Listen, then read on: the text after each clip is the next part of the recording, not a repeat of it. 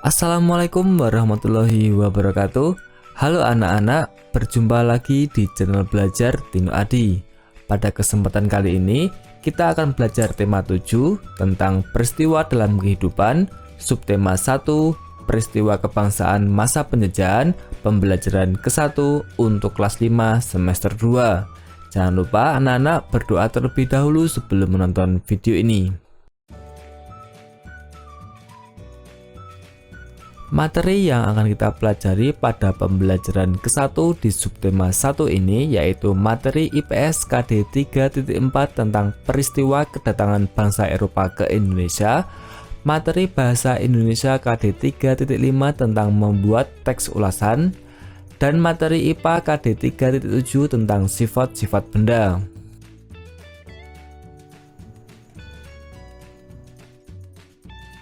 Rempah-rempah begitu melimpah di bumi Indonesia. Melimpahnya rempah-rempah dapat meningkatkan kesejahteraan masyarakat Indonesia. Namun, rempah-rempah yang begitu melimpah juga membuat bangsa-bangsa di Eropa berusaha untuk menguasai perdagangannya. Mengapa bangsa Eropa berhasrat memonopoli perdagangan rempah-rempah? Hal ini dikarenakan harga jual rempah-rempah di Eropa pada waktu itu sangat mahal. Seberapa tinggikah nilai ekonomis rempah-rempah di mata bangsa-bangsa Eropa? Harga dari rempah-rempah nilainya sangat menjulang tinggi, semahal emas atau sama dengan harga emas. Masyarakat Eropa sangat membutuhkan rempah-rempah untuk industri obat-obatan dan bumbu masak. Apa hubungan rempah-rempah dan penjajahan di Indonesia? Hal ini dikarenakan bangsa Eropa mengalami kesulitan mendapatkan rempah-rempah sejak jatuhnya Konstantinopel ke tangan bangsa Turki pada tahun 1453. Pohon cengkeh banyak manfaatnya, sehingga menjadikannya bernilai ekonomis tinggi. Oleh karena itulah, cengkeh merupakan salah satu bahan rempah-rempah yang menjadi buruan bangsa-bangsa Eropa. Hal itu memicu terjadinya penjajahan di Indonesia. Berikut ini adalah manfaat cengkeh. Yang pertama, sebagai bumbu masak, cengkeh digunakan dalam bentuk bunga utuh atau dalam bentuk bubuk. Yang kedua, cengkeh dimanfaatkan oleh bangsa Cina dan Jepang sebagai dupa. Dan yang ketiga, minyak cengkeh digunakan sebagai aromaterapi dan obat sakit gigi. Bangsa kita mengalami penjajahan cukup lama. Selama penjajahan, bangsa kita mengalami penderitaan akibat adanya penindasan.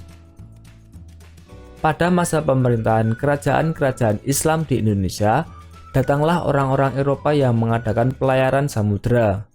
Kedatangan orang-orang Eropa di Nusantara mula-mula disambut baik oleh bangsa Indonesia. Namun, ketika orang-orang Eropa itu berusaha menguasai Nusantara, mereka mendapat reaksi keras berupa perlawanan-perlawanan di berbagai daerah. Lalu, apa sebenarnya yang melatar belakangi bangsa-bangsa Eropa tersebut datang ke Indonesia dan akhirnya menjajah bangsa Indonesia? Ayo kita cari tahu faktor-faktor yang melatar belakangi kedatangan bangsa-bangsa Eropa ke Indonesia. Peristiwa kedatangan bangsa Barat. Mulai akhir abad 15, bangsa Eropa berusaha melakukan penjelajahan samudera. Bangsa Eropa yang pernah melakukan penjelajahan dan penjajahan di Indonesia dimulai oleh bangsa Portugis. Kapal mereka pertama kali mendarat di Malaka pada tahun 1511. Berikutnya ialah bangsa Spanyol yang mendarat di Tidore, Maluku pada tahun 1521. Kemudian disusul oleh bangsa Inggris dan Belanda. Kapal-kapal Belanda pertama kali mendarat di Pelabuhan Banten pada tahun 1596. Faktor-faktor pendorong penjelajahan samudera antara lain sebagai berikut ini. Yang pertama, adanya keinginan mencari kekayaan atau gold.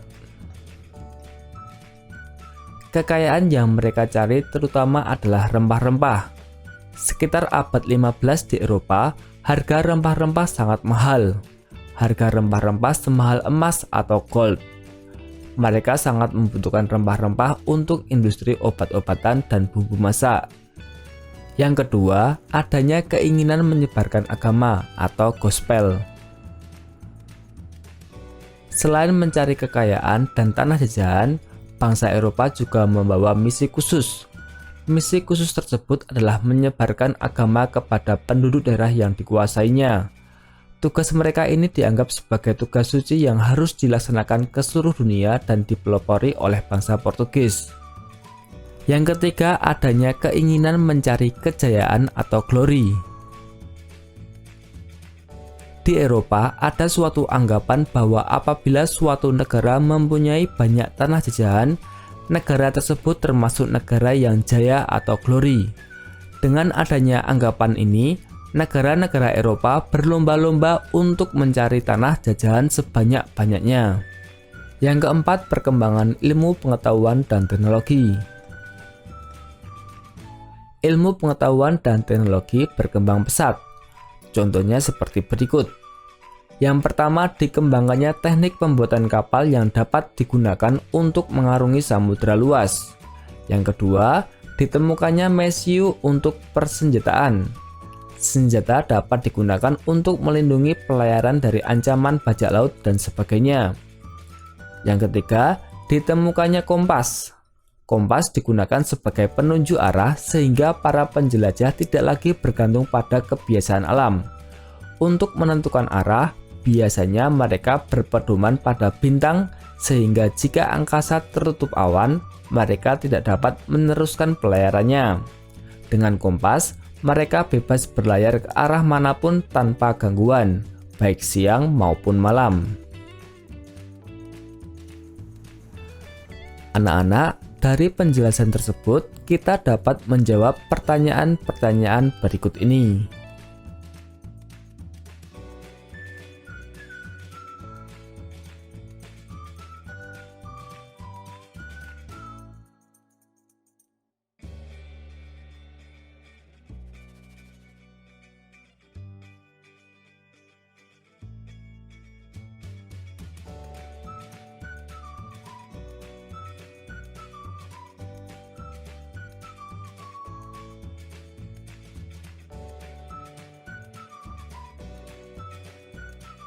Membuat teks ulasan. Teks ulasan adalah teks yang berisi tinjauan dari suatu karya untuk mengetahui kualitas, kelebihan, dan kekurangan dari karya tersebut. Karya yang ditinjau dapat berupa film dan buku. Pembuatan teks ulasan ditujukan kepada pembaca maupun pendengar. Berikut ini ciri-ciri teks ulasan. Yang pertama, memuat informasi berdasarkan pandangan atau pendapat penulis terhadap suatu karya.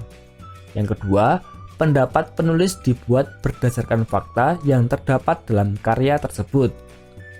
Dan yang ketiga, untuk ulasan buku, novel, atau karya lainnya sering disebut dengan resensi. Berikut ini adalah contoh ulasan teks dari bacaan peristiwa kedatangan bangsa Barat.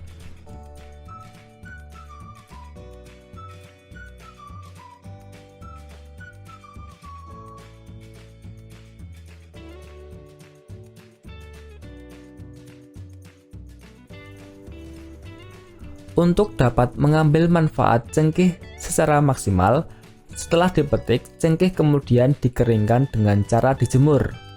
Selama proses penjemuran, terjadi perubahan warna pada cengkeh, dari yang semula kuning dan merah menjadi hitam dan coklat. Pada proses pengeringan cengkeh, terjadi perubahan benda yang disebabkan kalor atau panas. Dari proses tersebut, kita ketahui pengaruh kalor atau energi panas, dalam hal ini sinar matahari, pada benda.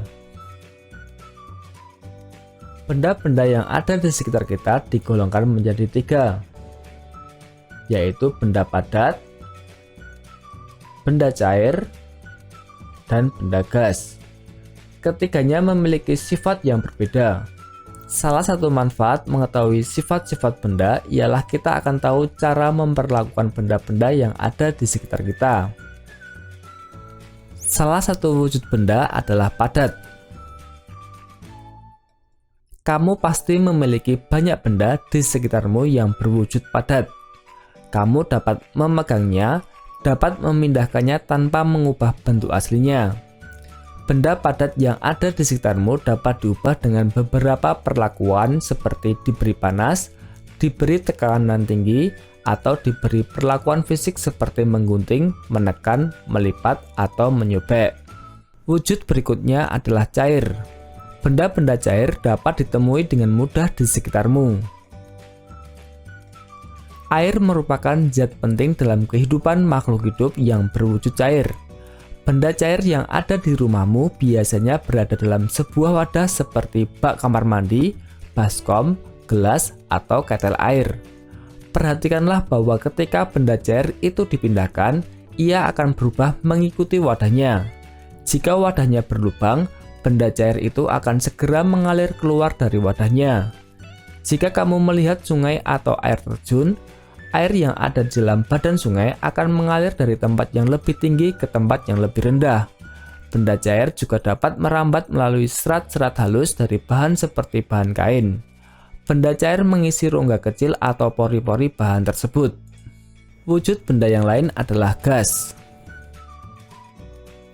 Manusia dapat memasukkan dan mengeluarkan gas dari dalam tubuhnya pada saat bernafas. Manusia menghirup gas oksigen dan mengeluarkan gas karbon dioksida. Dengan cara meniup, kamu dapat membuat sebuah balon mengembang. Dengan meniup, kamu juga dapat menggerakkan selembar kertas di tanganmu. Kamu dapat mencium bau nafasmu sendiri. Kamu pun dapat mencium bau-bau lainnya yang berupa gas. Dengan memahami sifat gas, manusia menciptakan parfum atau minyak wangi untuk menyebarkan bau dari gas yang dikeluarkan dari wadah parfum tersebut. Nah, itulah pembelajaran ke-1 di subtema 1, tema 7. Semoga bermanfaat, tetap semangat belajar, tetap jaga kesehatan, dan jangan lupa bahagia. Sampai jumpa lagi dan terima kasih. Wassalamualaikum warahmatullahi wabarakatuh.